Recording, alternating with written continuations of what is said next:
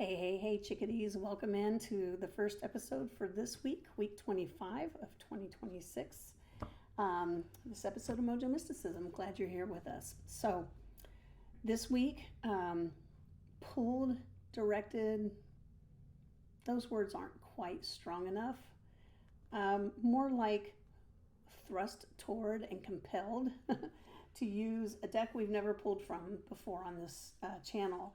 And it's another deck by Rebecca Campbell. This one is the Ancient Stones Oracle deck. And compelled is not really strong enough of a term.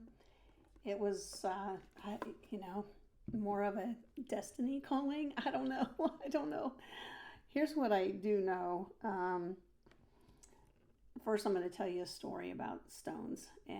But what I do know is that I talk to stones now. And I'm not talking about, little stones, although I'm sure I could talk to those too. I'm talking about monolithic stones. And so I'm going to start with the story first. So when I was recently in Ireland and England, I got to go to two stone circles, one of which I know you've all heard of, which is, of course, Stonehenge. That was the second one I went to.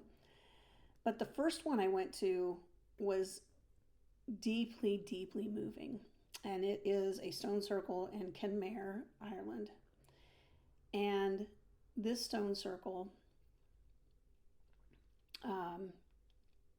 I communicated with in a way I had not ever yet communicated with stones. So I talk to stones now. So just another thing. It's just another day that ends in Y around here.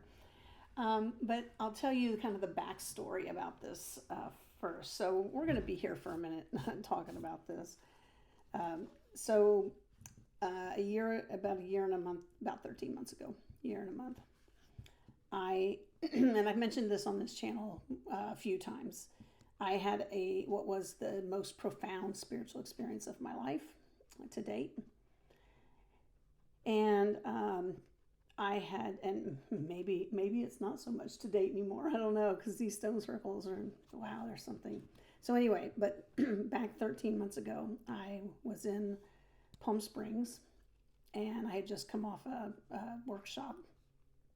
And I was spending an extra couple of days in Palm Springs because I then was going to teach in Oakland, California. So I hung out in Palm Springs for a couple of days. And while the first morning that I was there, I got up early and I went to the San Jacinto mountain. I took the aerial tramway up there and I thought, oh, this will be fun. I'll get up early. I'll go up there. I'll find a place to meditate. And so that's exactly what I did. And I meditated on a large rock, stone. It wasn't a rock. It was a monolithic stone. And I was like, it was as if my body energetically became one with the stone. It's like I could feel the stone, and I'm not talking on the outside. I could feel the stone, and it could feel me, like there was no separation between the two of us. And I didn't really think that much about it at the time. I know that the profound experience that I had was a deep connection because it went beyond the stone. It went down to the center of the earth. It came up through the trees, up to the wind, and I knew that I was in the quantum and that I was experiencing this three-dimensional earth from a very, very different different perspective. And I still, even to this day, have a hard time giving words to that experience. And then I go to Ireland. And I visited the Kenmare Stone Circle. Actually, it was almost a whim. We were on a private tour of Ireland, and it wasn't supposed to be private, but it was. So thank you, Butler's Tours. So if you need a tour company in Ireland, please go check out Butler's Tours. They're amazing. We just happened to be the only two people. So it wasn't like we signed up for a private tour, but that's essentially what we got. And our tour guide, Trina Ryan, amazing. Trina, if you're watching this, I love you. Thank you for such a wonderful tour of the country and such meaningful insights. And so we kind of almost on because we ended up with time. We went to the Kenmare Stone Circle, and as I was at that stone circle, and this was one where you could actually touch the stones, right? Stonehenge, they're like, get back, stay away from the stones. But in Kenmare, it was one where you could go up to the stones. It's a smaller circle, one of the bigger ones in the area, but a smaller one compared to Stonehenge. And as I felt the energy there, I first made a wish. They have a wishing tree. And my wish was that everyone can remember who they really are. And so I placed my little wish on the tree. And then I went up to the first stone, and I just stood there, like just not touching it, but just feeling it and its energy and its frequency. And then standing on the outside with the stone, I put my hands on the outside of the stone and touched it and felt its aliveness, its sentientness. Stones are real living things. I could tell. I could feel the vibration, the vibrational frequency of the stone. And I asked it if I could come to the inside of the stone circle and touch it again. And it said yes. Clairaudiently, I could speak with the stone and telepathically. And it was just such a deep, deep experience, because as I went around the stone circle, and I did this to each of the stones in the stone circle, each one of them gave me a little bit more information and a little bit more and a little bit more as I went along. And what I came to understand through that experience was that, first of all, stones are alive. Everything in this world is alive, even the things we think aren't alive. And if we could live a couple 100,000 years, we would see the stones moving at a pretty rapid pace, actually. But we don't, and so we think they're inanimate, but they're not inanimate. I could feel the movement from the stone within the energy. And the stones told me that they actually are co-creators with the humans, and they ask the humans to put them in the places that they exist. So not just the Kenmare circle, but all of the circles and all of the monoliths that are not directly proven to be tied to burials. And even some of the burials are. And so the stones asked to be placed where they were, and the humans co-created with them and moved them and put them where they rest today. And each of these stone circles, they said, opens a portal, which probably isn't a surprise to most people on this channel, right? But it's not just a portal to the universe, right? So what the Kenmare circle showed me was that it's a portal that is two-directional. So it goes to the universe, but it also goes down into the center of the earth. And all of the stone circles have these portals. And this is how they communicate with each other.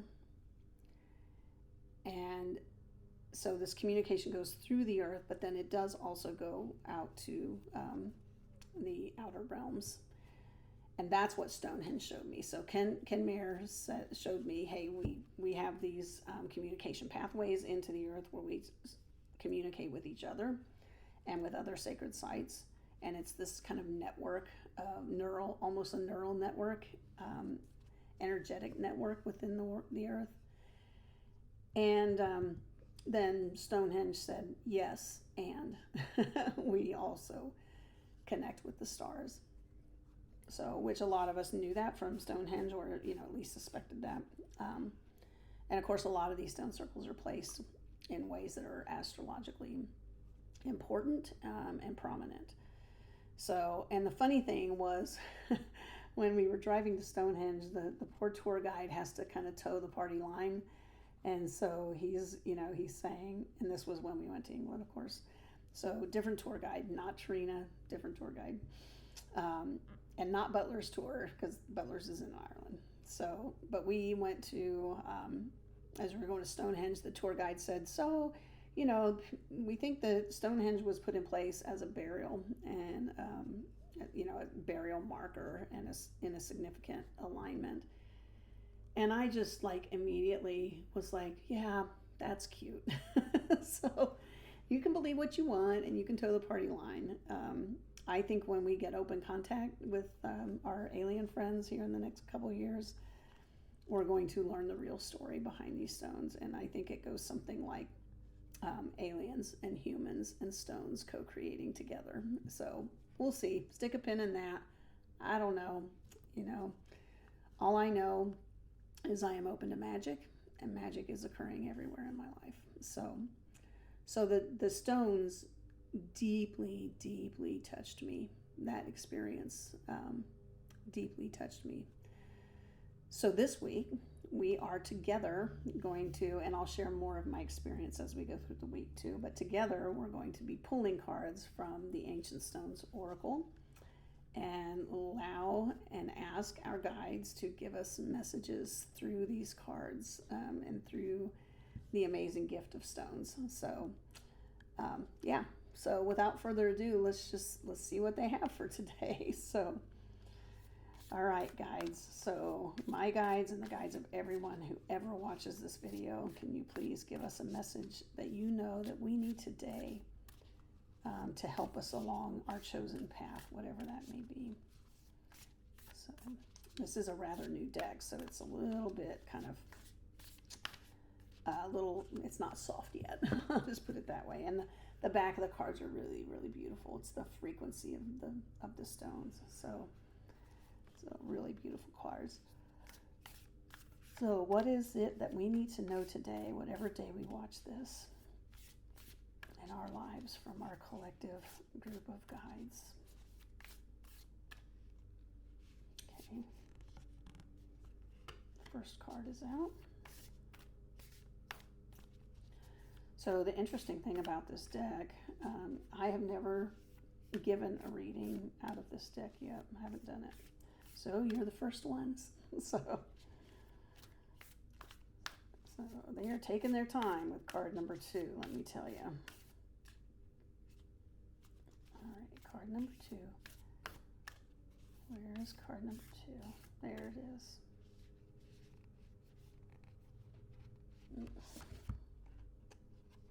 Is this it? Yes. Is it? Sometimes I feel like 2 cards, so there it is, the second one. And we'll get the third card out. I'm really excited about what the stones might have to teach us through these cards and our guides today. And all week, frankly. I think it's going to be an interesting week here on Mojo Mysticism. So, okay. So today, the 3 cards we have, we're going to start with the first one that came out. This is called Pave Your Own Way. So this is leadership, courage, forge, don't follow. Leadership, courage, forge, don't follow.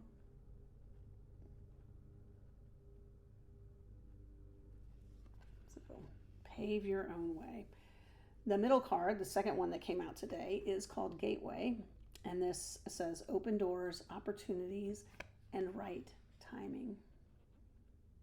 Gateway. We just talked about stone circles being portals and gateways.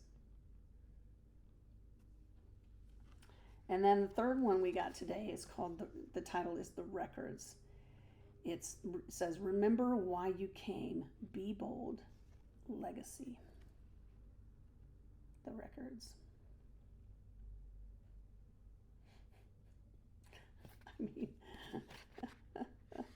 this is one of those times where I get a little choked up probably about this. So the guides are talking to me about this message. And they're telling us that this is exactly what is happening for us right here, right now.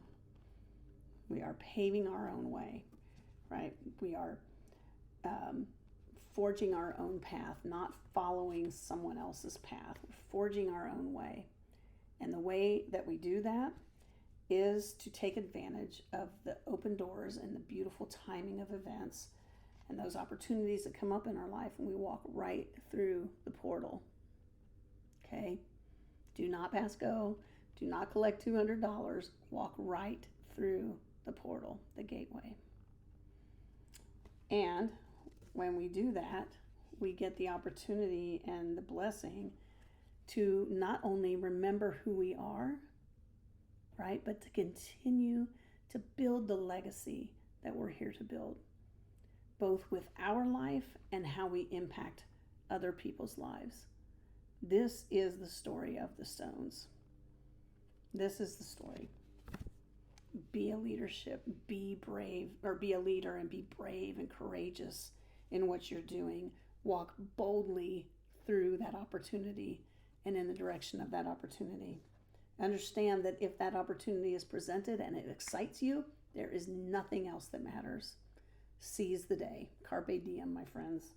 Walk right through that gateway. Do not pause. Don't hesitate for a moment.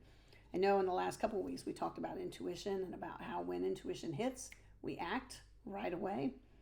This is again kind of underscoring that and giving us the reason why.